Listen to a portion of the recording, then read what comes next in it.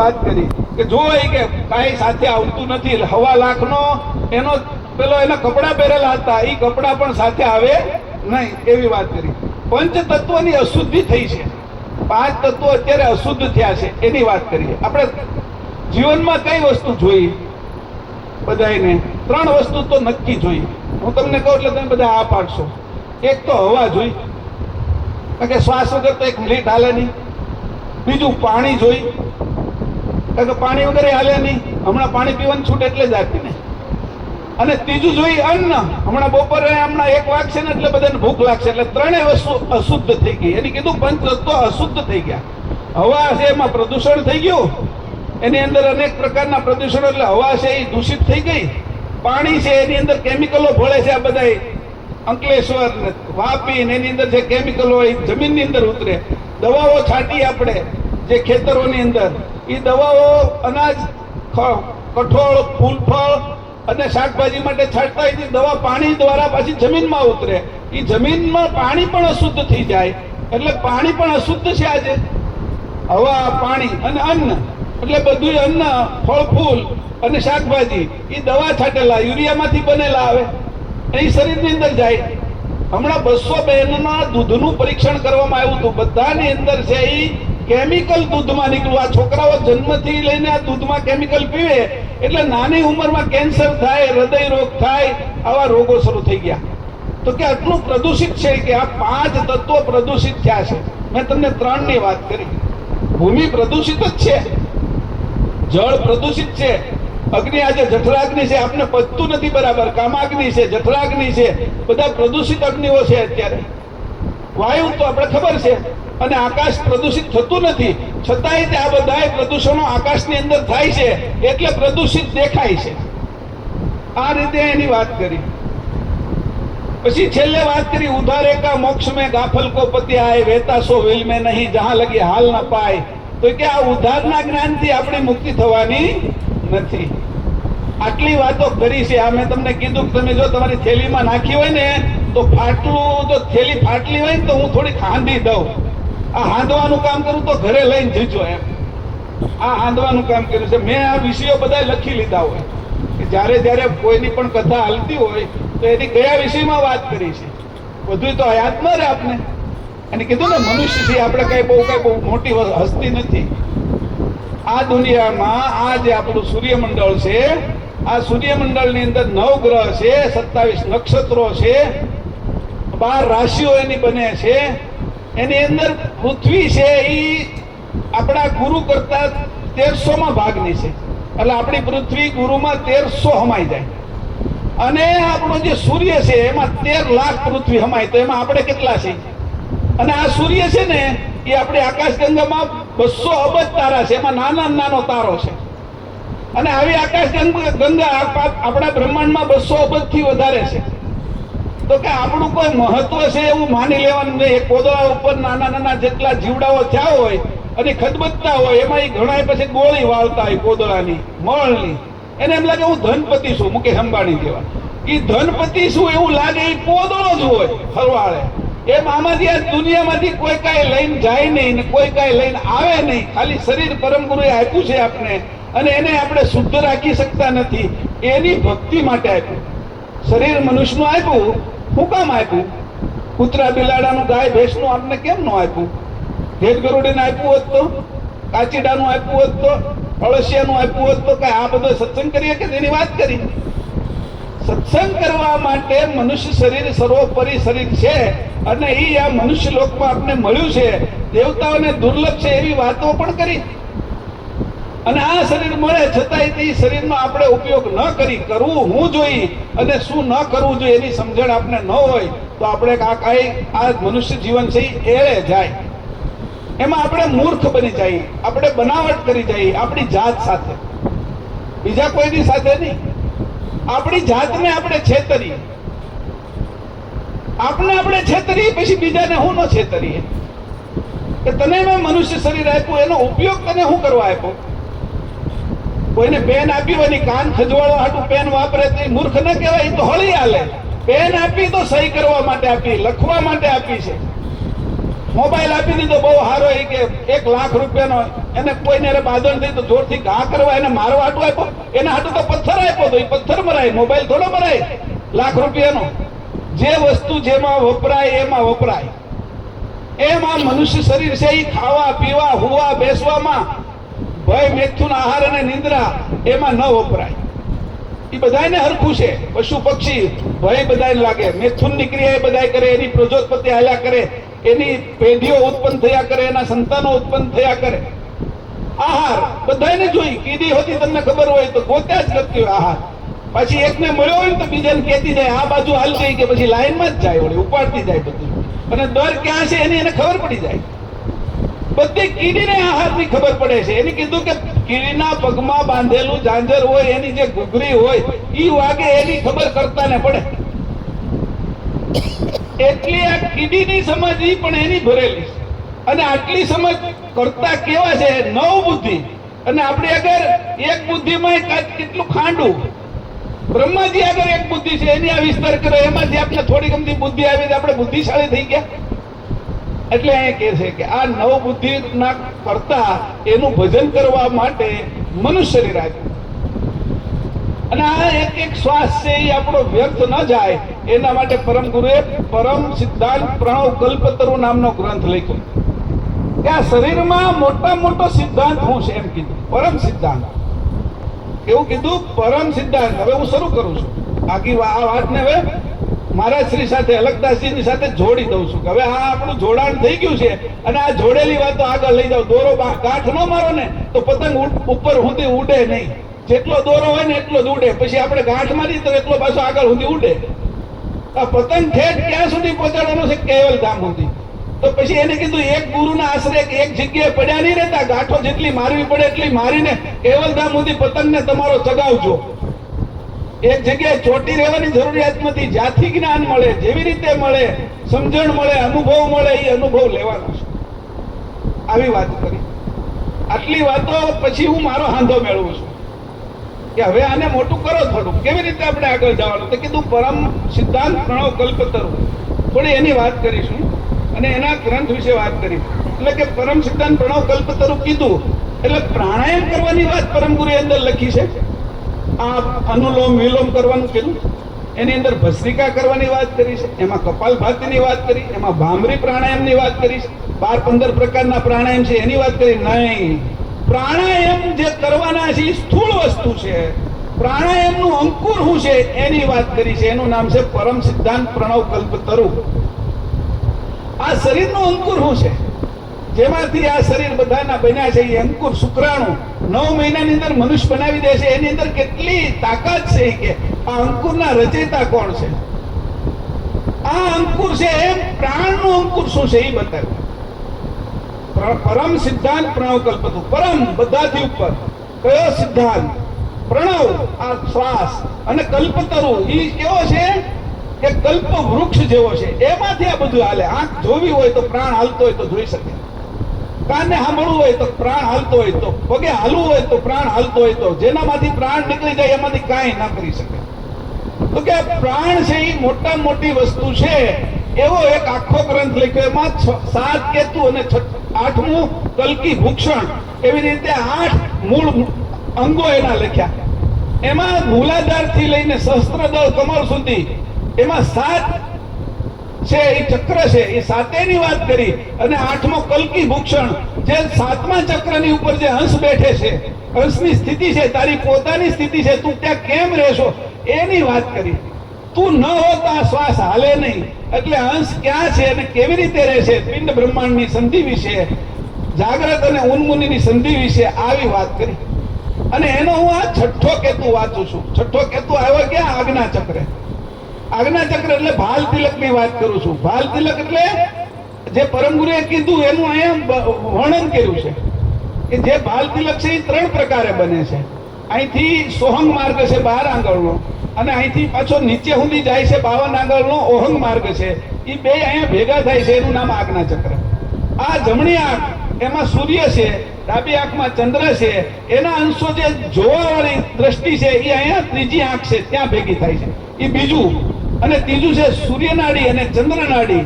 એ ઈડા અને પિંગળા ઈ જે ભેગી થાય અને સુષ્મણા થાય છે, એવું ત્રિધારું આ તલવાર વાળું ત્રિધારું આ ભાલ તિલક છે. 3 ધાર છે.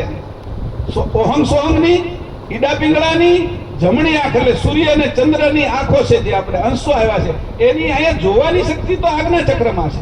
આ આંખ તો ખાલી ઉપર છે, જોવે છે કોણ? ત્રીજું નેત્ર, અને એનું કેન્દ્ર છે. જેમ ચશ્મા જોતા નથી એના માટે આંખની જરૂર પડે, એમ આંખના માટે ત્રીજા નેત્રની જરૂર પડે. આ ત્રણેય ભેગા થયા છે, એને ત્રિધારું તિલક કીધું છે. અને એનો આ છઠ્ઠો કેતુ હું વાંચું છું. કેવા હું માંગે છે પરમ ગુરુ એની થોડી વાત કરી. અને આમાં એનું નામ છે અંશ અંશી સદગુરુ સિદ્ધાંત દેખાવન. છઠ્ઠો જે કેતુ છે એનું નામ છે અંશ અંશી. અંશ અને અંશી પદ સદગુરુ સિદ્ધાંત દેખાવન. સદગુરુ દ્વારા કેવી રીતે જણાય છે એનો સિદ્ધાંત હું અહીંયા તમને વર્ણન કરું છું.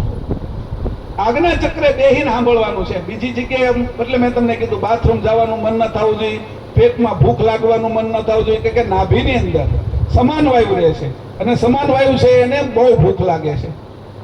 ઈચ્છા કોણ કરે છે? હૃદયની અંદર બેઠેલો પ્રાણવાયુ ભૂખ તરસની ઈચ્છા કરે, પણ પચાવવાનું કામ સમાન વાયુ કરે છે. તો આ પાંચે પાંચ વાયુ છે એનાથી ઉપર ઉઠી અને અહીંયા આજ્ઞા ચક્રે આપણે રહેવાનું છે. અપાન, પ્રાણ, વ્યાન, ઉદાન અને સમાન એનાથી ઉપર જવાનું છે. અને ત્યાંથી આ વાત સાંભળવાની, કારણ કે છઠ્ઠો કેતુ છે છઠ્ઠા ચક્રનો. મૂલાધાર, સ્વાધિષ્ઠાન, મણિપુર, અનાહત, વિશુદ્ધિ અને આજ્ઞા ચક્ર, એની ઉપર બ્રહ્મરંધ્ર અને એના ઉપર અંશ. આ અંશની તારું પોતાનું સ્વરૂપ છે એ બતાવવા માટે હું તને આજ્ઞા ચક્ર લઈ જાઉં છું. તારે અહીંયા બેસીને આ વાત સાંભળવી. જે રીતે લક્ષ ભજન કરવું હોય તો ત્રિકુટી ઉપર નજર કરવાની અને ભ્રુકુટીમાં ધ્યાન કરવાનું. નજર ત્રિકુટીમાં અને ધ્યાન ભ્રુકુટીમાં કરવાનો, 2 વસ્તુ કરવાની. ગાડી ચલાવતા ચલાવતા ફોન કરતા હોય ને એવી રીતે કરવાનું કામ. ગાડી હાલે ફોન કરવાનો, એટલે આ નજર છે એ અહીંયા રહે છે ત્રિકુટી ઉપર. એટલે ત્યાં 3 ધારું પેલું ત્રિકોણ પડે છે, એક નીચે જતું હોય અને એક આ નાકનું હોય ઉપર જતું. એની એક બિંદી થાય, એ બિંદી સફેદ અથવા કાળી આપણે દેખાય. એ જ્યારે દેખાય ત્યારે લક્ષ ભજન આપણું છે એ પાકું થવા લાગે. અને એ બિંદી દેખાવામાં વધારે વધારે ખસતી જાય, આમ જાય, ઉપર જાય, નીચે જાય. તો એ બિંદી છે એ લક્ષ સુધી પહોંચાડવાની છે. પછી એ આપણું જે સૂક્ષ્મ સ્વરૂપ છે એ કેવું છે, જે આપણે હોઈ ગયા હોય અને બહાર જાય છે સપનાનું સ્વરૂપ, એવી રીતે જે આ બિંદી રૂપ સ્વરૂપ છે એને સમજવાનું છે. એ અંકુરી દ્રષ્ટિ છે. આપણી આમાં ચર્મ દ્રષ્ટિ છે, સૂક્ષ્મ શરીરની અંદર એની દ્રષ્ટિ છે. એવી રીતે આપણી અનેક દ્રષ્ટિઓ છે. જળ દ્રષ્ટિ, ચર્મ દ્રષ્ટિ, દિવ્ય દ્રષ્ટિ, જ્ઞાન દ્રષ્ટિ અને ચેતન દ્રષ્ટિ, 5 પ્રકારની દ્રષ્ટિઓ છે. એમાંથી જે જ્ઞાન દ્રષ્ટિ અને ચેતન દ્રષ્ટિ છે એમાં આપણે ઊભું રહેવાનું છે. અત્યારે આ થોડી વાત અઘરી પડશે તમને, પણ છતાંય હું કરી દઉં. હું આજ કરીશ તો કાલ સમજશો. કારણ કે દરેક વસ્તુ આમાં સમજાઈ જાય એવી હોય નહીં. તો ગ્રંથ પરમ ગુરુ લખીને ગયા ને એને 200 સવા 200 વર્ષ થઈ ગયા. અને કેટલાય લોકો એમાં ગોતે છે, પરમ ગુરુએ લખ્યું છે કે મારું સ્વરૂપ આમાં છે. પાવડા તગારાથી ખોદીને અંદર તો એનો નીકળે. જ્યુસ કરીને પી જાય ને ગ્રંથનું તોય નો આવે. ખાંડીને એનો લાડો કરીને ખાઈ જાય ને તોય નો આવે. કારણ કે એનું સ્વરૂપ કેવા પ્રકારે છે હું ગોતવા જાઉં છું. એવું મારું સ્વરૂપ કયું છે એ 2 હરખા થાય ત્યારે આવે.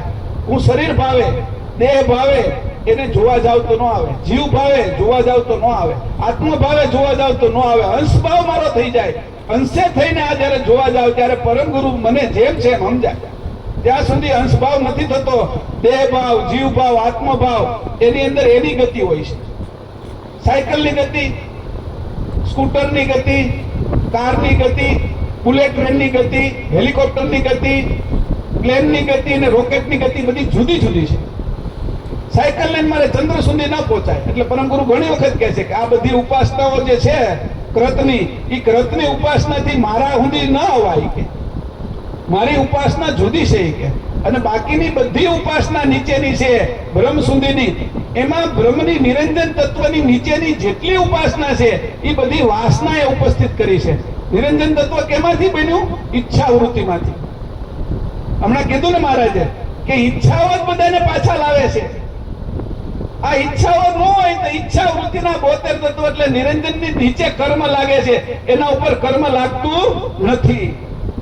કારણ કે ઈચ્છા છે એટલે આ બધા કર્મ લાગ્યા તમને. અને ઈચ્છાવૃત્તિમાં પહેલું તત્વ છે સત્વ શૂન્ય માત્રામાંથી ઉત્પન્ન થયું, એનું નામ છે નિરંજન તત્વ. અર્ધ માત્રામાંથી ઉત્પન્ન થયું એનું નામ છે અવ્યાકૃત. અવ્યાકૃત અને નિરંજને જે કઈ ક્રિયા કરી એમાંથી જે 3 ગુણ બન્યા અને 3 ગણ બન્યા, એની અંદર આપણે આ 3 ગુણ અને 3 ગણ આ સંસારમાં શરીરની અંદર એવી રીતે બેસી ગયા છે કે સંસારમાં ભટકાવા કરે છે, ભ્રમમાં નાખે છે, આપણે આ ભ્રમિત કરે છે. તો એવી રીતે આ ભ્રમિત કરનારા આ ગુણો છે એ ઈચ્છાવૃત્તિની અંદરથી ઉત્પન્ન થયા છે. અને આ ઈચ્છાવૃત્તિને બરાબર સમજશો તો ઈચ્છાવૃત્તિને છોડવી કેમ એની રીત આવડશે. એટલે અહીંયા કીધું છે કે હું તને અંશી પદ દેખાડું છું. પેલું તો નામ જ એવડું મોટું છે, પરમ સિદ્ધાંત પ્રણવ કલ્પતરુ. અને બીજું નામ છે અંશી પદ સદગુરુ સિદ્ધાંત દેખાવન કો છઠ્ઠો કેતુ. હવે એમાં પહેલી વાત કરે છે કે આ બધું થયું કેમ, કે તકલીફ શું છે એમ પેલા કહે છે. તમને તકલીફ શું છે? આપણે દવાખાને જઈએ તો પૂછે ને કોઈ, તમને તકલીફ શું છે એમ. એ ડોક્ટરને એમને નથી ખબર પડી જતી. તમે એમ જો પેટમાં દુખે છે, માથું દુખે છે, 3 દિવસથી આ પગ છે એ ભરાઈ ગયો છે, તાવ આવે છે, ખાવાતું નથી, ઉલટી થાય છે, એવું જયારે તમે લક્ષણ બતાવો ત્યારે એ ડોક્ટર દવા કરે છે. તો આ જગતની અંદર હું એવો રોગ લાગુ પડ્યો, આ ભવરોગ, કે એટલા સમયથી ભટક્યા જ કરીએ છીએ. આ કલ્પભરની મુદ્દત સુધી ભટકે છે બધા. કલ્પ કવડો મોટો છે કે પરમ ગુરુ કે કલ્પ એકવાર આવે છે, 288 યુગ વયા જાય ત્યાં સુધીનો કલ્પ છે. અને આ કલ્પ છે એ 4 અબજ 32 કરોડ વર્ષનો દિવસ અને 4 અબજ 32 કરોડ વર્ષની રાત, 8 અબજ 64 કરોડ વર્ષ સુધી આપણે જીવ ભાવે ભટકી છીએ અંશો. આ દિવસ ઉગ્યો એને 1 અબજ 97 કરોડ 29,49,128મું વર્ષ હાલે છે. એમાં કેટલા વર્ષ આપણે કેટલી યોનિમાં ગયા હશું? હવે મનુષ્યોની મળી છે તો આ યોનિનો, આ મનુષ્યોનીનો ઉપયોગ શું કરવો? આ જેમ તેમ વાપરી નાખવી? એના માટે કહે છે કે આ જગતની અંદર આ જીવ શું કરે છે. હવે એની પહેલી ચોપાઈ વાંચો. એસે હી જીવ ભવ ભુગત સુપન નીંદ જ્ઞાન સદગુરુ મહેર ટેરન જીનું જાગ્રત કરન કુ જ્ઞાન. હું તમને થયું કે અમને ઊંઘ આવે છે, સપનું આવે છે. આ સપનામાં છે અત્યારે આપણે બધા. આ કઈ સાચું નથી. હમણાં અહીંથી કોઈનું અવસાન થઈ જાય ને મારું કે કોઈનું તે તો વાળે લઈને ન જાય, કે સપનામાંથી કઈ લઈને ન અવાય. અત્યારે આ સપનાની અંદર ઊંઘ ભોગવીએ છીએ આપણે. ઊંઘ એટલે કે હું શરીર છું, મહેશ છું એવું સમજુ છું, હું પુરુષ છું એવું સમજુ છું, હું હીરાવાળો છું એવું સમજુ છું, હું આનો પિતા છું, આનો દીકરો છું, આનો પતિ છું, આનો ભાઈ છું એવું સમજુ છું. એ સપનું છે, આ નીંદ છે. તું તારું સ્વરૂપ નથી સમજતો, એ નીંદ છે. તું જાગી જા તો તને ખબર પડે કે શરીર મારું સાધન છે. જેમ કાર લઈને આવ્યા, રિક્ષા લઈને આવ્યા, કોઈ ગાડી લઈને આવ્યા, એ સાધન લઈને આવ્યા ને. ચપ્પલ પહેરીને આવ્યા તો એ સાધન છે ને, આ કપડા સાધન છે ને. એમ શરીર મારું સાધન છે. અને જેટલા સંબંધીઓ છે એ બધા શરીરના છે, મારા કોઈ સંબંધી નથી. એટલે હું મને નથી જાણતો, હું અંશ છું એમ હું મને જાણી લઉં તો પછી બધામાં મને અંશ દેખાય. અને બધામાં મને અંશ દેખાય તો મારી ભક્તિ પાકી થાય પરમ ગુરુ પ્રત્યેની. મને જો બધામાં અંશ ન દેખાય તો મારી ભક્તિની અંદર હજી કઈક ખામી છે. અને એ અંશ ત્યારે દેખાય કે હું અંશ થયેલો. ખાલી કલ્પનાનો બધા અંશ છે એવું માની લઉં એમ નહીં. બધા મારું વર્તન એવું થાય તો અમારે માનવાનું કે મારું વર્તન એવું થાય કે આ મારો ભાઈ છે, અંશ. શરીર ભાવે નહીં હો. શરીર ભાવે તો ભાઈઓ તો શરીરના છે. આખી જિંદગી પતિ પત્ની ભાઈ બહેન માતા પિતા સાથે રહે ને તો કોઈને ખબર નથી પડતી કે આ કોણ છે. શરીરને જ માતા પિતા ભાઈ બહેન પતિ પત્ની સમજે છે. આ અંશ વયો જાય છે ને આવે છે ક્યાંથી એની કોઈને ખબર નથી. આમાં રહેશે કેમ એની ખબર નથી. આવ્યો ક્યાંથી, 9 મહિનાની અંદર કેવી રીતે આવી ગયો અને કયા શ્વાસે આવ્યો જન્મ પછી એની ખબર નથી. જાય છે 4 દ્વારે પ્રાણ જાય છે, એમાં અંશ જતો આવતો નથી. અંશ તો અલગ છે કે એમાં 4 અવસ્થાએ જાય છે. એ શરીરમાંથી પ્રાણ જાય છે. તારું શું અસ્તિત્વ છે? તું કેવી રીતે આ શરીરમાં વૃત્તિથી આવ્યો? આ શરીરમાં અત્યારે કેવી રીતે વૃત્તિથી રહેશો? અને આ શરીરમાંથી વૃત્તિ ઉંચકી લઈશ અને ક્યાં જાય? ચાસમી મળતી બંધ થઈ જશે તને. આ 8 શરીરની ચાસમી મળતી બંધ થઈ જશે એટલે તને અભાવ આવી જશે શરીર ઉપર અને તું વયો જાય ત્યારે તને કઈ ખબર પડશે નહીં. આ સપનું છે. આ ઊંઘની અંદર તું આમાંથી કાંઈ ના લઈ જાય. તને બહુ છોકરા વાલા હોય તો એનો આરવાર આવે, બાપા વાલા હોય તો આપણે એના જઈએ એની સાથે. કારણ કે સપનામાં કોઈ કોઈની સાથે આવે નહીં ને કોઈ કોઈની સાથે જાય નહીં, એક વાળે ન જાય. એટલે અહીંયા કીધું કે આ ભૂલ શું છે, એસે હી જીવ બહુ ભૂગત હતા. આવી રીતે જીવ છે, જીવ દશાના જે અંશો થઈ ગયા છે એ આ સ્વપ્ન નિંદ અજ્ઞાન, સપના રૂપી અજ્ઞાન રૂપી આ નિંદની અંદર એવા ફસાઈ ગયા છે. અને આ એવો એને રોગ કરી ગયો છે, ભવ રોગ, કે એને જો સદગુરુ ટકોર ન કરે, એને જગાડે નહીં, તો એ સપનામાં હૂતો જ રહે અને હૂતે હૂતો જ મરી જાય. જન્મે હૂતો હૂતો, જીવે હૂતો હૂતો અને મરે હૂતો હૂતો. જાગે નહીં આખી જિંદગીમાં ક્યારે કે હું કોણ છું એવું જાગે જ નહીં. આ કોણ જગાડે?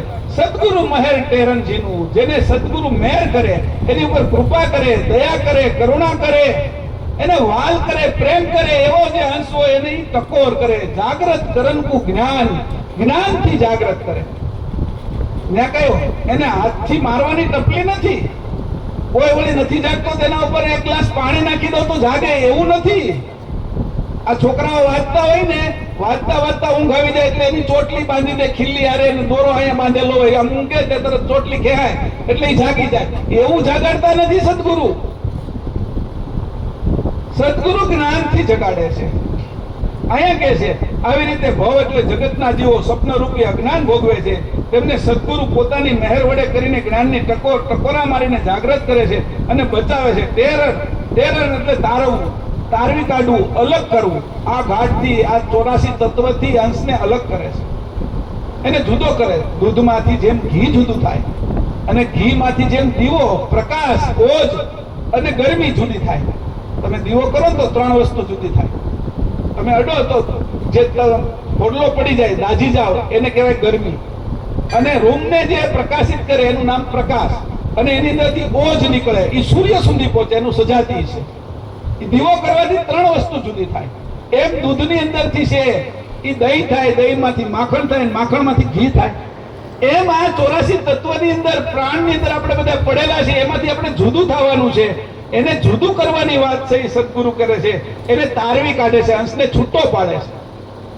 જેમ છાશ આપણે દહીં ઓલવીએ અને છાશમાંથી માખણ જુદું કરીએ અને તારવી નાખીએ, એમ આ 84 તત્વોની અંદર જે અંશ ભરાઈ ગયો છે એને અંદરથી તારવીને સદગુરુ જુદો કરે છે. આને કીધું જ્ઞાન. પછી બીજી ચોપાઈ કે છે આ જાણી કોણ શકે કે આ કોને ખબર પડશે કે આ હું જે વાત કરું છું એને સમજવાવાળા કેટલા જણા છે, અહીંયા બેઠા એમાં કેટલા છે ને બહાર કેટલા છે કે આ કોણ જાણી શકશે કે હું જાગું છું કે હૂતો છું? એને કોણ જાણશે? તો કે છે જાગ્રત ભય સો જાણીએ, જુગ જાહેર જેહી જંત, નિજ કરતા ઓરુ આપન પુ દર્શે એક સતંત. જાગ્રત કોને કહેવાય કે પોતાને જાણીએ કે કરતા સાથે એનું વાઈફાઈ જોડેલું હોય, એનો પાસવર્ડ બની આગળ હોય. તો સતન એક સાથે તમારો વાઈફાઈ ન હોય, ઘરમાં હો ને વાઈફાઈ નો તમને પાસવર્ડ ન હોય તો તમારા મોબાઈલ ની અંદર વોટ્સઅપ કે કઈ થાય નહીં. યુટ્યુબ કરવું છે, ફેસબુક કરવી છે, થાય નહીં. તમારે કઈ પૈસા ટ્રાન્સફર કરવા છે, થાય નહીં. કઈ વાઈફાઈ જોડેલું હોવું જોઈએ અથવા તમારા ફોનમાં એ ડેટાબેઝ હોવો જોઈએ. એટલે એવી રીતે અહીંયા કહે છે કે કોણ આ જાગૃત છે? પોતે આપનપુ, હું પોતે જાગું છું અને મેં કરતા સાથે એકતા કરી છે. એની સાથે મારો ફોન જોડાયેલો છે. જે ફોન ની અંદર સિમ કાર્ડ જ નથી એ ફોન કોઈને લાગે ખરો? કે આ સિમ કાર્ડ છે પણ તને નંબર જ નથી આપ્યો તો ક્યાંથી લાગે? સિમ કાર્ડ તો બધાને આપ્યું, આ અંશો બધામાં સિમ કાર્ડ રૂપે છે જ, પણ પરમ ગુરુ આગળથી નંબર લેવો પડે ને, એને એનું બિલ ભરવું પડે ને. તો આપણે કઈ બિલ ભરતા નથી, પરમ ગુરુ કઈ બિલ કાઢતા નથી ને એટલે ભરતા નથી. તકલીફ ન્યાય છે. પરમ ગુરુ જો રોજ સાંજે બિલ આપી દેતા ને, આજે એટલો ઓક્સિજન વાપર્યો, આટલું છે ખાધું પીધું, આટલું મારું પાણી પીધું, આટલી મારી આંખથી તે જોયું, આટલું તારે બિલ આપવાનું. 3 કલાક પિક્ચર જોવા જાય ને તોય આપણે આગળથી 200-300 રૂપિયા લઈ લે પિક્ચરના. આ આખો 24 કલાક આંખોમાંથી જોઈએ તો એનું બિલ માગે કે મેં તમને સાધન આપ્યું એનું બિલ આપ. તો કેટલું બિલ થાય? સાંભળવાનું બિલ, હાલવાનું બિલ, પેટ્રોલ, આ બધું, ખાવાનું બિલ, પચાવવાનું બિલ. એ બિલ નથી આપતા ને આપણે, કોઈ આ ઉઘરાણી નથી કરતા ને તે હા મફત મળે ને આપણે એને ભૂલી જઈએ. માતા પિતા મફત આપે આપણે બધું, અને માતા પિતા જે આપને આપે છે તો કેવલ કરતા છે. માતા પિતાને આપણે એની આપ્યા, તે આપણે એ માતા પિતા બન્યા. તો આવા કેવલ કરતાનું આપણે ઋણ કેવી રીતે ચૂકવી શકીએ? એની આ શરીર આપ્યું છે કે તું તને જાણ અને મને જાણ. આપણે બે સજાતીના છીએ અને તું આ તત્વમાં ફસાઈ ગયો એટલે આ જાણી શકતો નથી. એટલે કે છે જાગ્રત કોણ છે? કે જાગ્રત ભય શું જાણીએ, ઈ જાગ્રત છે. કે આ હાલે ચાલે છે તો જાગે જ છે નહીં? કે આ કથા કીર્તન કરી છે તો જાગીએ છીએ ને, અમે સત્સંગ સાંભળી છે તો જાગતા નથી? ના, કાંઈ જાગતા નથી હો. હું સત્સંગ કરું તો નથી જાગતો, અંશે નો થયો હું તો. કોઈ હાલતો ચાલતો દેખાય, કોઈ કામ કરતો દેખાય, કોઈ પ્લેન ચલાવતો દેખાય, કોઈ કાર ચલાવતો દેખાય, એ બધા જ કોઈ જાગ્રત નથી. શરીરની જાગ્રત અવસ્થા છે, અંશની નહીં. શરીરની જાગ્રત અવસ્થા અને અંશની જાગ્રત અવસ્થા અલગ છે. આ શરીરની આંખ છે, એને જોનારાની આંખ જુદી છે. આ શરીરના પગ છે, એને ચલાવનારાના પગ જુદા છે. એ ચલાવનારો છે તો આ પગ હાલે છે, ચલાવનારો ન હોય તો પગ ના ચાલે. આ મુખથી હું વાત કરું છું, એ જે બોલાવનારો છે એ જો ન હોય, એનું મુખ ન હોય તો આ મુખે ન બોલી શકું. એનું મુખ પાછળ છે. અંશની વાત કરી, કોઈ જાગતો નથી. અંશને અંશ જાગે તો જાગે છે. કે શરીર ભાવે ન જગાય, એ તો કૂતરા બિલાડા બધાય જાગે છે. કે ભેગ ગરોડી જાગે, કીડી જાગે, મકોડી જાગે, માછલી જાગે, પશુ પક્ષી વનસ્પતિ હોતી એની જાગ્રત અવસ્થા લાવે છે ત્યારે ફળે ફૂલે છે. જ્યારે ફળ ફૂલ આવે છે એને ત્યારે વનસ્પતિની જાગ્રત અવસ્થા હોય છે, ત્યારે ફળે ફૂલે છે. તો વનસ્પતિને જાગ્રત અવસ્થા આવે છે. આ પૃથ્વીની જાગ્રત અવસ્થા છે. અંકુર ફૂટે છે ત્યારે પીળું હોય છે, એ પૃથ્વી તત્વની મૂળ જાગ્રત અવસ્થા છે. એની હું વાત નથી કરતો. કે જાગ્રત ભયેસો જાણીએ જુગ જાહેર જેવી જંત, એવો કોઈ છે જે જાગી ગયો છે આ જગતમાં? જન્મથી મૃત્યુ સુધીમાં કેટલા જાગ્યા? કોને ખબર છે કે મારા બાપ કોણ છે? શરીરના બાપની બધાને ખબર છે, જીવના બાપની ખબર છે, આત્માના બાપ છે પરમાત્મા અને બ્રહ્મ, એની ખબર છે. આ શરીરના માતા પિતા છે એની ખબર છે, જીવના છે એ આદ્ય શક્તિને નિરંજન છે એની ખબર છે. પણ મારા માતા પિતા કોણ છે? હું કોણ છું? કે એમાં તું કઈ જાગતો નથી. ટકોર કરે છે, આપણે ટેર કરે છે, આપણે એમ શબ્દનો બાણ મારે છે. તું ક્યાં જાગે છો? હૂતો છો? એ કે આમ કે હું તને કેટલી વાર જગાડું છું પણ તું જાગે નહીં. પાછો હોઈ જા. પેલી આપણે અલાર્મ મૂક્યું હોય ને, અલાર્મ એટલે 5 વાગે મૂક્યું હોય ને તો પછી આ થોડીક આળસ થાય કે ફટના દબી દે, 5 મિનિટ પછી ઉભો થાવ તો 5 મિનિટના 2 કલાક નીકળી જાય. એટલે આપણે બધા એવું જ કરીએ છીએ. અલાર્મ તો આપણું છે નહીં, કે શરીર તો મારું છે ને, આવતા જન્મે જાગી છીએ. તો જાગો. અમારે ક્યાં ઉતાવળ છે?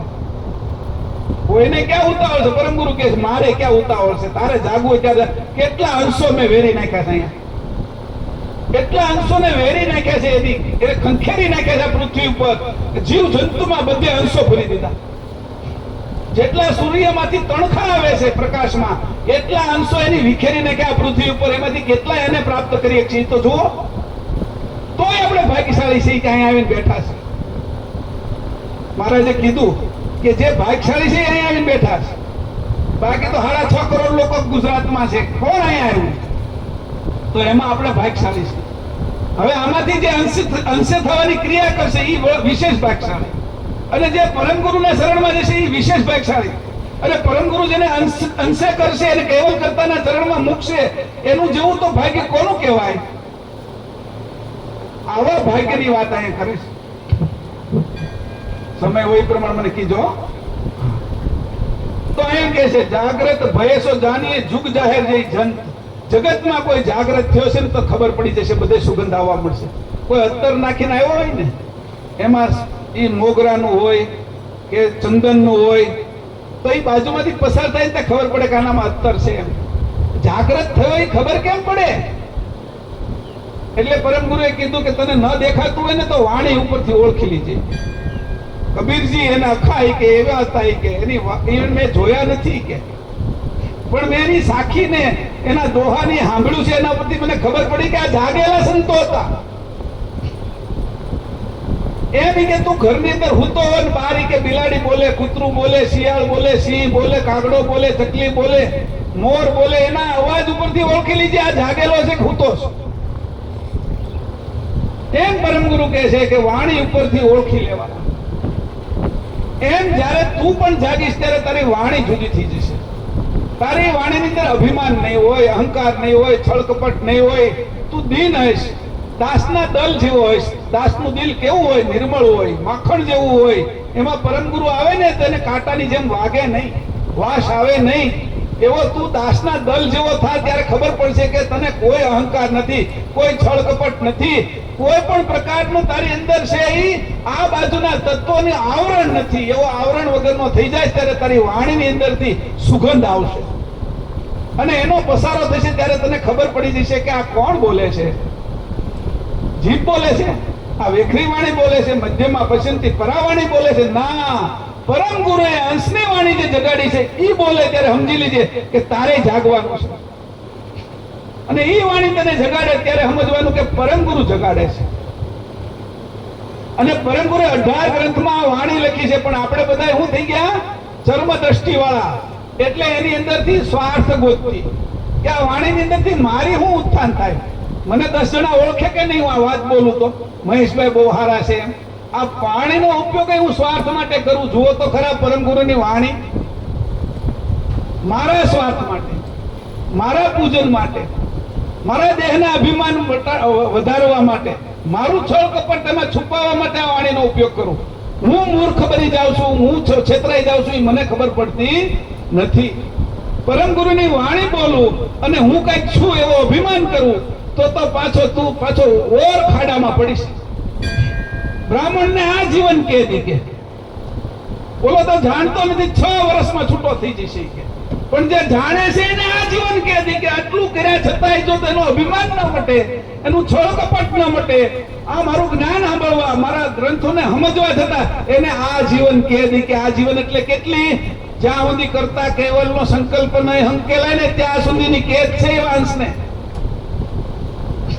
જ્ઞાની થયા પછી જો જ્ઞાનનું અભિમાન કરે, જ્ઞાની થયા પછી છળ કપટ કરે તો એ કે એને તો આ કલ્પભર સુધી કોઈ મુક્તિ નથી. આટલો મોટો કલ્પ છે કે એમાં કેટલાય બ્રહ્મા, કેટલાય વિષ્ણુ, કેટલાય શંકર, કેટલાય આદ્યશક્તિ, કેટલાય નિરંજન આવીને વયા જાય કે જેને દેખાય છે એ જાગ્યો કે હું કોણ છું અને મારા કરતા કોણ છે. એ જેને દેખાય છે એ જાગ્યો છે અને કરતા અરે એક તાર કરી નાખે છે. જેમ કરોળિયો છે એ લાળ પોતાની જાળની અંદર રાખે છે એનેથી છૂટો નથી પડતો, એમ જે એકતાર કરી નાખે છે કરતા સાથે, એવો જે અંશ છે એ જાગ્યો છે. એમ સમજાય કે આ પ્રાણ રૂપી જે તાર છે એમાં જે વૃત્તિ આવી છે એ વૃત્તિની અંદર જે સુરતા, નૂરતા, અક્કલ, આરત, ઐશ્વર્યતા, ચૈતન્યતા જે ભરેલી છે એનો એકતાર કરી અને કરતાર સાથે લગાડવો અને એક થઈ જવું એ સતંત કહેવાય. સપનાંતરે અંતર નહીં એવું નરવેદ સાગર માટે કહેવાનું. સપનામાં હોય તોય તે કર્તાની સાથે એક હોય એવી વાત છે. અત્યારે આપણું તો આ સપનું જ છે. આમાં કોણ ગાડી લઈને જવાનું છે, કોણ મકાન લઈને જવાનું, કોણ બંગલો લઈને જવાનું છે, કોણ હોનાના અને હીરાના દાગીના લઈને જવાનું છે દેખાડો. સપનામાંથી કાંઈ ના લઈ જવાય, સપનું છે.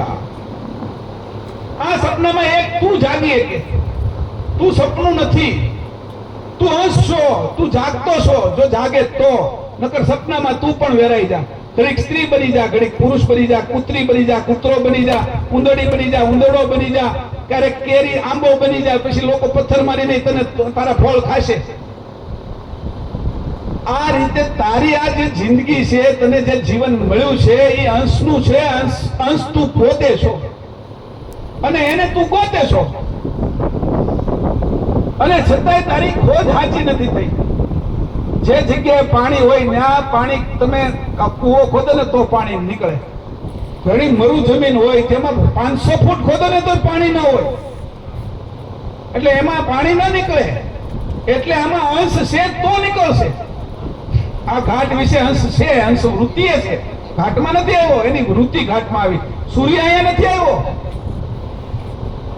એના કિરણો અહીંયા આવ્યા છે. પણ કમળ કેટલું હોશિયાર છે કે એને ખબર પડે છે પાણીમાં રહું તો પાણીમાં હું નથી રહેતો, સંસારમાં રહેવું ને છતાંય આ તત્વમાં રહું તો અંશ અલગ રહે છે. સૂર્ય એની પ્રીતિ છે. 15 કરોડ કિલોમીટર દૂર છે સૂર્ય. એની કમળને ખબર પડે છે કે મારો ધણી આવી ગયો છે, મારો નાથ આવી ગયો છે. એનો પ્રકાશ આવે તે ખીલી જાય. એને એકતા કહેવાય, સતંત કહેવાય. અને જાય ને ત્યાં મુરઝાઈ જાય. કમળ સાંજે મુરઝાઈ જાય. જુઓ તો ખરા, પાણીમાં રહે છતાં પાણી હારે એકતા નથી. એમ આપણે સંસારમાં રહેવા છતાં એકતા ના હોય. પાણી એને અડતું નથી. એમ જે અંશે થયો છે એને આ સંસારની કોઈ માયાજાળ, કોઈ છળ કપટ, અહંકાર વગેરે કશું અડતું નથી. એવી રીતે કમળના ન્યાય, સૂર્યના ન્યાય, હું અંશ એટલે કમળ છું અને આ પાણી રૂપિયા સરોવર ભરેલું છે એ સંસાર છે, અને મારા કરતા કેવલ જે સૂર્ય રૂપે છે અને એનું જે કિરણ આવ્યું છે એ પરમ ગુરુ છે. એ પરમ ગુરુના ચરણની અંદર હું જાઉં અને મારા કર્તા સુધી પહોંચું, એને સતંત કહેવાય, એક રૂપ કહેવાય. આવી રીતે જે પાણીમાં રહેવા છતાં, સંસારમાં રહેવા છતાં પરમ ગુરુ સાથે એકતા કરી અને પરમ ગુરુની એકતા થતી સૂર્યની સાથે એકતા કરે છે, એ જ અંશ છે. એ જાગ્રત થયો છે એમ જાણજો. આયા કે છે બાકીના જાગ્રત નથી થાય. સંસાર છે એ હમણાં ચૂંટણી હાલે છે, મોટી ચૂંટણી આવે, નાની ચૂંટણી આવે, કેટલાય પ્રકારના તાઇફાઓ થાય, કેટલાય પ્રકારની અંદર છે એ યુક્તિ પ્રયુક્તિ થાય. એમાં જે લાગેલા લોકો છે, સંપત્તિમાં લાગેલા છે, સત્તામાં લાગેલા છે, એ બધા એમાં ફસાઈ જાય છે. પાણી હાવ ચોખ્ખું નાખો તમે માટીની અંદર તો ગારો થઈ જાય, પચી જાય. એમ જે પચી જાય છે એ અંશે નથી થયો. જે અંશ છે એ આમાં રહીને પણ કેવલ કરતા રહે, એકરૂપ છે. જે કમળની જેમ એ જ અંશ છે એ પોતાના સ્વરૂપે જો છે અને એ કર્તાને જાણે છે. નિજ કર્તાઓ આપનકુ દર્શે એક સતન, એક તાર થઈ ગયો છે. કમળનો તાર સૂર્ય સાથે જોડાઈ ગયો અને એ જે પ્રકાશ આવ્યો છે, કિરણ આવ્યું છે, એ પરમ ગુરુ છે. અને એ પરમ ગુરુ સાથે જેની એકતા થઈ ગઈ એ કેવલ સાથે એકતા વાળો છે. આવા અંશો આપણે છીએ. આને જગાડવા માટે પરમ સિદ્ધાંત પ્રણવ કલ્પતરુની વાત કરી પરમ ગુરુએ. હું થોડુંક વાંચીશ પણ તમારે પછી વાંચવાનું જાજુ તમારે છે. તમે અભ્યાસ કરશો તો થશે. મારે જે કીધું કઈ બીજો કોઈ કરી દેવાનો નથી, કરવું તો આપણે જ પડશે. તમે બીજા બધા સત્સંગ કરશે, વાત કરશે, સમજાવશે, તમને ગ્રંથ વાંચી દેશે, પણ એકતા તો તમારે કરવાની છે ને. હું તમને ખાવા સુધી આપી દઉં પણ પછી હાથ લાંબો કરીને ખાવાનું, દાંતે છાવવાનું, જીભે સ્વાદ લેવાનું, ગળાની નીચે અન્ન નળીમાં ઉતારવાનું તો તમારું કામ છે ને.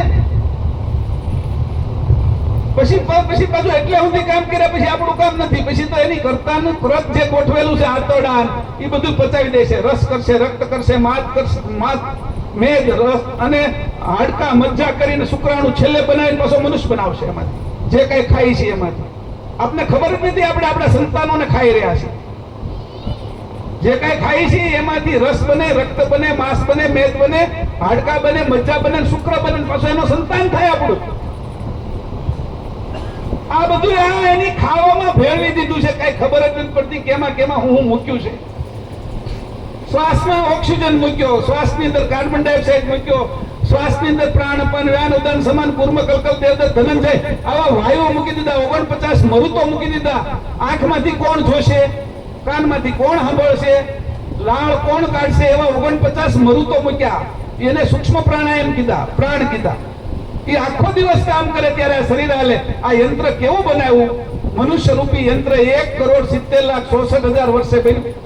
આ પૃથ્વી પાણીમાંથી બહાર નીકળી અને પહેલા મનુષ્ય બને આ મનુ અને શત્રુપા, એનેથી બુંદ માર્ગ ચાલ્યો, મેથુની સૃષ્ટિ ચાલી. એને 1,32,29,49,49,000 માંથી 1,70,66,000 વર્ષ કાઢી નાખો એટલે 1,55,58,85,128 વર્ષ હાલે મનુષ્ય બન્યો. આ મનુષ્ય શરીર બનતા 1,70,66,000 વર્ષ લાગ્યા અને એ હવે 9 મહિનામાં બને છે. તો આમાં કેટલી યંત્રણા મૂકી. મહારાજે કીધું આમાં કેટલું ગોઠવ્યું છે કે કોઈને ખબર જ નથી. આવું તને દુર્લભ મનુષ્ય શરીર આપ્યું અને એમાંય તું અંશે ન થઈ જા, ન થઈ શકે તો મારો હું વાગી. અને આટલું તને જ્ઞાન આપું છું અને આ જ્ઞાનના ગ્રંથો આપું છું, છતાંય તને આ ભૂચર ગતિનો જ રહેવું તારે. આ ભૂચર ગતિ છે. ભૂ ને ભકી અને તારું અન્નમય કોષના કારણે ભૂચર ગતિ, તારી ગતિ પણ બુદ્ધિની ગતિ ભૂચર થઈ ગઈ છે.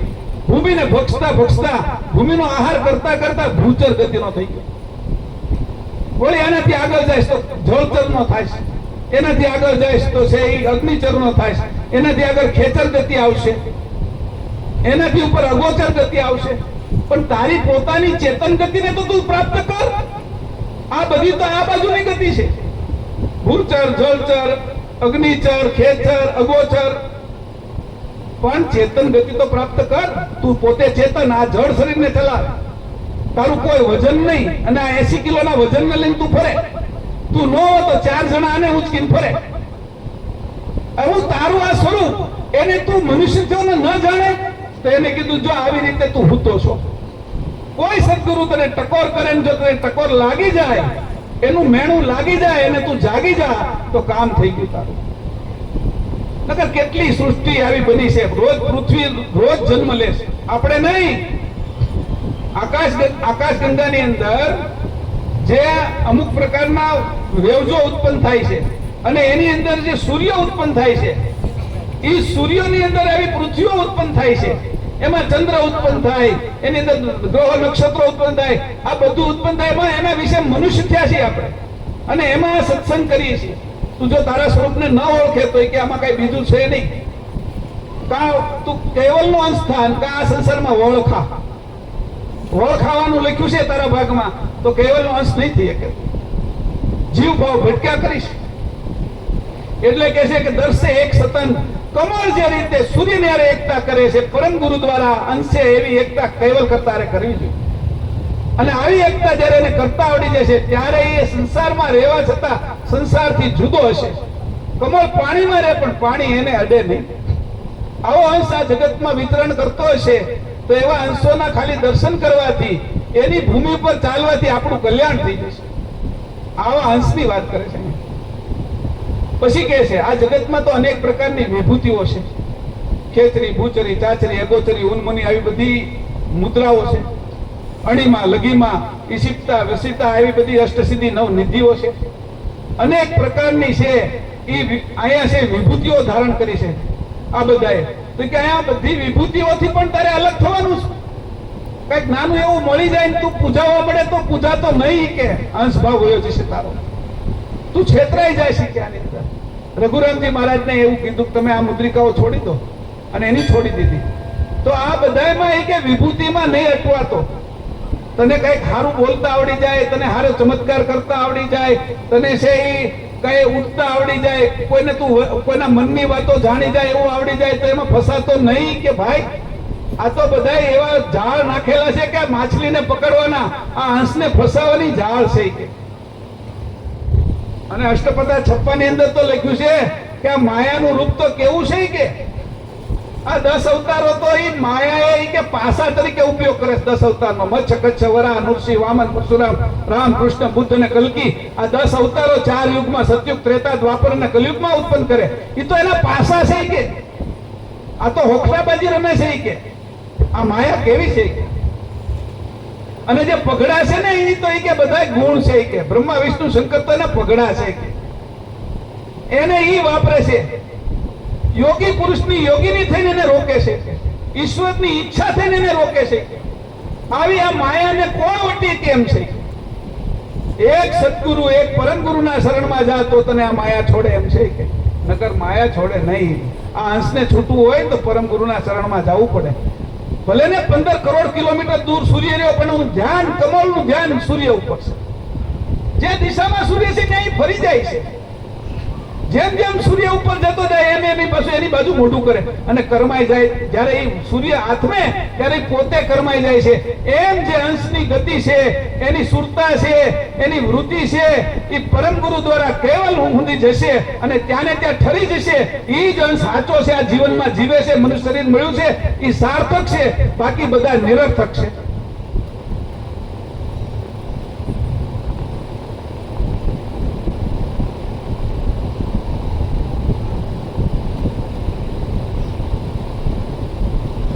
તો આ જીવન નિરર્થક ન જાય, અર્થ વગરનું ન જાય, વ્યર્થ ન જાય, એનું આપણે ધ્યાન રાખવું જોઈએ. આટલો સરસ સત્સંગ થાય છે અહીંયા.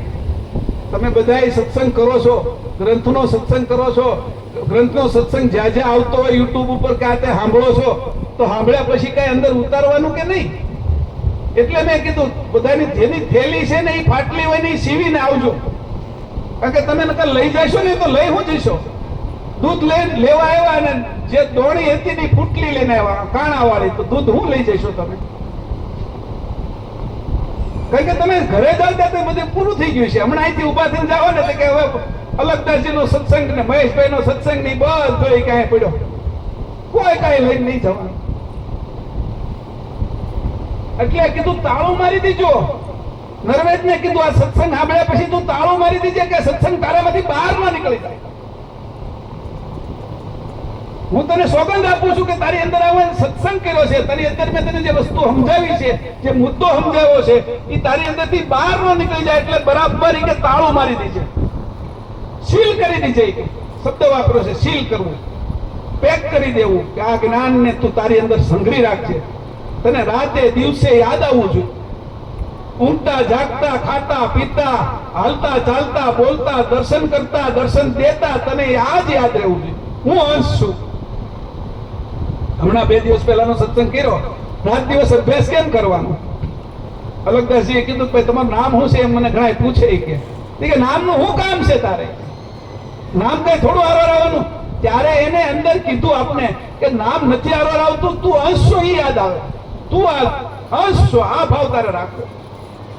કોઈ પૂછે શું નામ છે તો એને કહેવાનું ભાઈ મહેશ શું, પણ હવે આ તો કહેવાનું છે, પછી અંદર ઉઈ જવાનું હું તો અંશ છું. એ તો આ શરીરના નામની વાત પૂછે છે.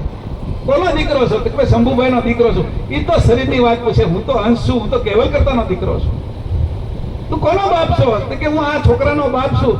એ તો એનો આ શરીર બાપ છે. મારો બાપ એ તો મારા કેવલ કરતા છે. મારે એનેથી જુદું નથી પડવું. હર ક્ષણે હું અંશ છું એની વાત ન ભૂલવી. શરૂઆતમાં અઘરું પડશે, પણ પછી ટેવ પડશે. સાયકલ પહેલા ક્યાં આવડતી હતી? પડી જતા હતા, આ પગ સોલાઈ જતા હતા. આંકવા જાય ને ત્યાં બમ કરીને પડી, તો કોણી સોલાઈ જાય ને ગોઠણ સોલાઈ જાય, નાક સોલાઈ જાય. ક્યારેક એમ આ રીતે અંશનો અભ્યાસ કરતા કરતા ક્યારેક સોલાઈ જવાય ને તો વાંધો નહીં, પણ આવડી ગયા પછી બહુ મજા આવે.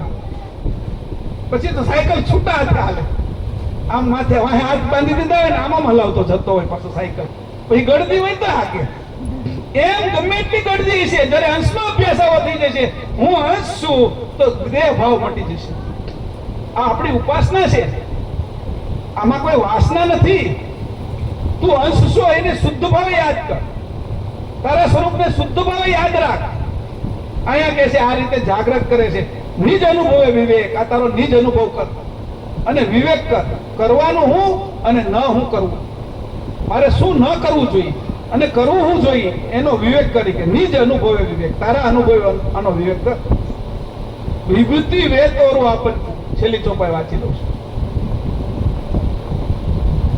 વિભૂતિ વેતોરું આપન પૂજ્યું દર્શે દિવ્યને પુનિ નિજ પતિ પદે સમરસ સોઈ જાગ્રત સુખ ચીન.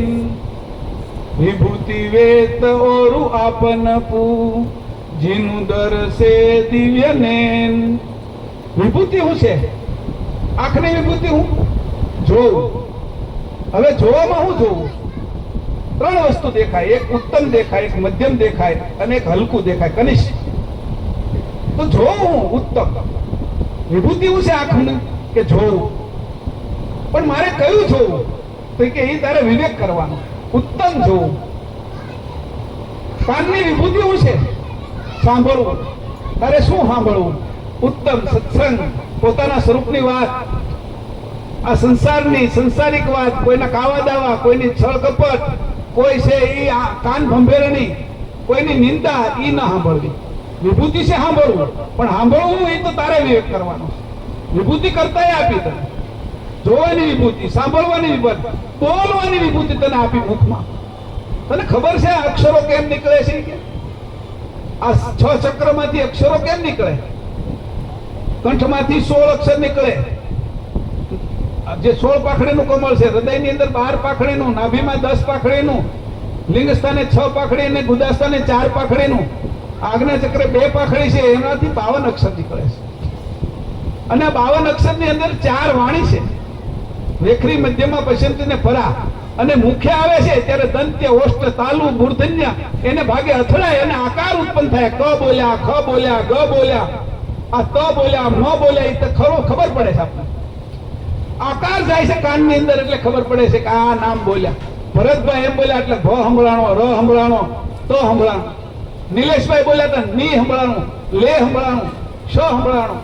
એમાં સગડીનો સન, સકોરાનો સન, ફાડીઓ સન, ઈ જુદા સંભળાય. એ આ મુખની અંદર કઈ રીતે આકાર લે છે. જેમ માટીની અંદરથી ઘડા બને છે, કુંભાર એનો આકાર આપે છે, તાવડી બને છે, એમ મુખની અંદર અગ્નિ તત્વ છે અને અગ્નિ તત્વ છે એના આકાર ઘડે છે. જેમ લુહાર છે એ પોતાની ભઠ્ઠીની અંદર અનેક પ્રકારના દાંતરડું છે, કોષ છે, હથોડી છે, હાંસી છે, એવા બધા સાધનો બનાવે છે. એમ આ મુખ છે એની અંદરથી આ શબ્દો, અક્ષરો એનું ઘડતર થાય છે. ત્યારે અનેક પ્રકારની ભાષાઓ નીકળે છે. હૃદયમાંથી ભાવ ભળે છે અને જેવો ભાવ ભળે છે એવી ભાષા થાય છે.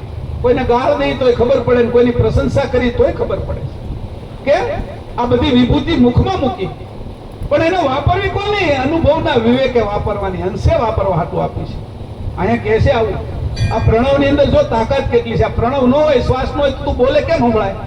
પ્રાણ છે એનો આકાર થાય છે, શ્વાસનો, હવાનો આકાર થાય છે, વાયુની આકૃતિ થાય છે, વ્યાકરણ થાય છે, આકૃતિ થાય છે. કંઠમાંથી 16 અક્ષર નીકળે. અ, આ, ઈ, ઉ, રૂ, લુ, એ, ઐ, ઓ, ઔ, અમ, અહ. આ કંઠની અંદર 16 અક્ષર નીકળે. હૃદયમાંથી બહાર નીકળે ક, ખ, ગ, ઘ, અંગ, છ, જ, જ, ઈ, ત ને ઠ. બહાર નીકળે. નાભીમાંથી 10 નીકળે. ડ, ઢ, ણ, ત, થ, દ, ધ, ન, પ ને ફ. લિંગ સ્થાનમાંથી 6 નીકળે. બ, ભ, મ, ય, ર, લ. ઉદાસ્થાનમાંથી 4 નીકળે. વ, શ, શકોરાનો શ, ફાડીઓ સ, સસલાનો સ. આજ્ઞા ચક્રમાંથી 2 નીકળે. હમ અને ક્ષમ, એક લેવાતો શ્વાસ અને એક છોડાતો શ્વાસ. પોંગ અને સોહંગ, આ 52 અક્ષરો, એની 4 વાણી, વેખરી, મધ્યમા અને પશ્ચિમથી, અને એની કીધું 5000 ભાષાઓ બની. આવું શરીર એની આપને આપ્યું છે. એની કીધું તું વિવેક કરતા તો શીખા. વિભૂતિ મેં તને હું આપી? વિવેક, તમે જે કઈ ખાઓ એ આતરડામાં પચાવી દે, પણ ખાવું હું એનો તો વિવેક કર. જોવું હું, સાંભળવું હું, બોલવું હું, ખાવું હું, ઊંઘવું હું. પગ આપ્યો તો વિવેક કર. એ તો દારૂ નહીં, દારૂની જગ્યાએ લઈ જાય, જુગારની જગ્યાએ લઈ જાય, ફૂલવાડીમાં લઈ જાય, સંતોના શરણમાં લઈ જાય, મંદિરે લઈ જાય. પગમાં કયો વિવેક કરો? એ તો તું કર. મેં તો તને ગતિ આપી પગમાં. તારે હું પકડવું? ગુટકા ખાવા, તમાકુ ખાવી કે પ્રસાદ ખાવા, એ હાથે પકડવું હું? એ તું નક્કી કર. મેં તને હાથ આપ્યા, વિભૂતિ આપી તને. આ શરીરમાં વિભૂતિનો પાર નથી એટલી વિભૂતિ આપી, અપાર વિભૂતિ આપી. આ વિભૂતિને તું ખાલી સમજે ને તો તને ખબર પડે કે મને કેટલી કિંમતી વસ્તુ આપી. મનુષ્ય શરીરની અંદર આ ભાષા આપી, 52 અક્ષર મનુષ્યને નીકળે. જાગ્રત અવસ્થા આપી. પશુ પક્ષીને 1-2 અક્ષરો નીકળે, એને વધારે ના નીકળે. એ સપનાવસ્થામાં છે. અને સુસુપ્તિની અંદર આ જે છે વનસ્પતિ, એને તો તમે જ્યારે ઢોલક બનાવો, એની વાંસળી બનાવો, ત્યારે એમાં અર્ધ માત્રા છે ખાલી. મનુષ્યને 52 માત્રિકા આપી, સપનાવસ્થામાં પશુ પક્ષીને 1 માત્રિકા આપી, અને સુસુપ્તિના રહેનારા આ જે વનસ્પતિઓ છે એને છે અર્ધ માત્રિકા આપી. એ જ્યારે વાજિંત્ર બને ત્યારે એ વાગે એની અંદર, ત્યાં સુધી વાગે નહીં. આપણે તો જાતે બોલી શકીએ. આ મનુષ્ય શરીરની કિંમત તો કરો. અને આ મનુષ્ય શરીરમાં હું અંશ છું એની કિંમત જ્યારે કરતા આવડશે ત્યારે આ તમને વિવેક કરતા આવડશે. કે વિભૂતિ વેતોરો આપનપુ જીનું દર્શે દિવ્ય નેન, પુનીની જ પદે સમરસ, કર્તાની સાથે એકતા થઈ જાય, એક રૂપ થઈ જા. તારું વાઈફાઈ શરૂ કરી દે, બધા જ મેસેજ આવશે. તારે જે મોકલવું એ મોકલાશે. એકવાર વાઈફાઈ જોડાઈ જાય તારી હારે, તને પાસવર્ડ મળી જાય. પરમ ગુરુ પાસવર્ડ આપશે તને. પરમ ગુરુના શરણમાં જવું પડશે તારે. પરમ ગુરુ કોઈ રૂપ નથી. કાન નાક મનુષ્ય રૂપે નહીં જોવાના. એ પરમ ગુરુ નહીં કે તું મને મનુષ્ય રૂપે જોશો. એ કે તને તું તારી જેવો ગણી શકે. હું તારા ઉપર કરુણા, દયા અને કૃપા કરવા આવ્યો, અને તું તને મારા જેવો ગણીશ, મનુષ્ય જેવો ગણી શકે? તો મનુષ્ય રૂપે પરમ ગુરુને નહીં જોવાના, સમજણ રૂપે, જાણ રૂપે, વિવેક રીતે જોવાનું. મનુષ્ય રૂપે પરમ ગુરુ કહે છે કે હું મને મારા ઘાટને ન જોવો. કે કુબેર સ્વામીના ઘાટે મને ન જોવો. કે જ્યારે જે દીપમાંથી નીકળ્યા ને ત્યારે અભાવ કર્યો પોતાના ઘાટનો, ત્યાંથી નીકળે ત્યારે લોકો રોતા હતા કે મારું આ ઘાટને તમે કે ઈચ્છો છો. અહીંથી પણ જયારે જાતા હતા ત્યારે બધા રોયા. એટલે કાશી પેલા ગયા, એક નાટક કર્યું, એક પ્રકારની યુક્તિ કરી કે હું જોઈ લઉં કે આ બધાનો કેવો ભાવ છે. કે જોઈ તો લઉં, ઘાટ ભાવે મને જોવે છે કે મારી જાણ ભાવે જોવે છે, ચેતન ભાવે મને જોવે છે? તો મનુષ્ય ભાવે જેની જોવાની ના પાડી છે આપણે, એને આપણે પથ્થરની મૂર્તિ બનાવી દેવું તો ક્યાં જઈશું? નાના છોકરાની રમત છે. પછી હવે તો મોટા થવું પડે ને યાર. આપણે કોલેજમાં ગયા હોય ને ઓલું સુસણિયું લઈને જાય કોલેજમાં ચૂસતા ચૂસતા, તો એ ખરાબ લાગે, એ બેહુદું લાગે, એ વાસ્તવિક ન લાગે. મોટા થવાનું છે, ગ્રંથનો અભ્યાસ કરીને આ ગ્રંથનો અભ્યાસ કરવાનો છે. મહારાજે કીધું બે ગ્રંથ છે, એક આ ઘાટરૂપી ગ્રંથ છે ને એક આ મૂક્યો એ સામે આ ગ્રંથ છે. કે એમાં આ ગ્રંથને વાંચીને આ ગ્રંથની અંદરથી ઉકેલ કરવાનો. આ ગ્રંથ 24 કલાક તારે હાલે છે.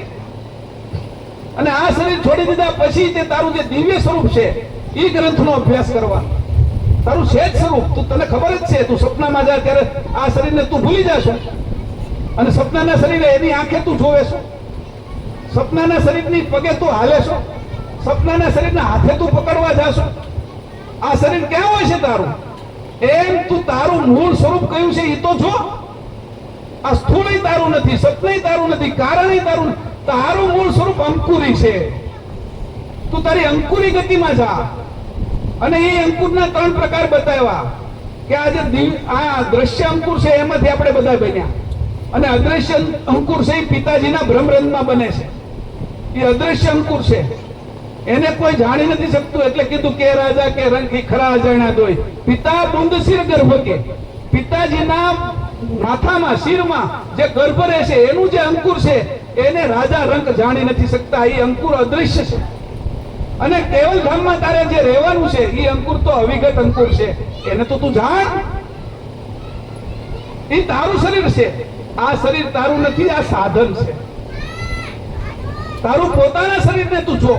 જેમ સપનાનું શરીર તું તને ખબર છે, અનુભવ કરે છો, તો તારા સ્વરૂપનો એકવાર અનુભવ કર. આવી વાત પરમ ગુરુ કરે છે. આવો ટકોર કરે સદગુરુ. આવી ટકોર ન કરે ને તો આપણે છે માય કાંગલા રહી. જે ભમરી ઈયળને ડંખ ના મારે ને એને કોઈની પાંખો ન ફૂટે. ઈયળ હોય ને એ નકર ઈયળ થઈને જ મરી જાય. પણ એવી હોશિયાર હોય ભમરી કે જે ડંખ મારે ને હામી જે ઈયળ થાય ને એને પછી પકડીને એના દરમાં મૂકી દે, અને આવતા જતા એને ટકોર માર્યા કરે, એની ડાંખ મારે. ડંખની અંદર એનું જે કેમિકલ હોય ને અંદર ઉતારે.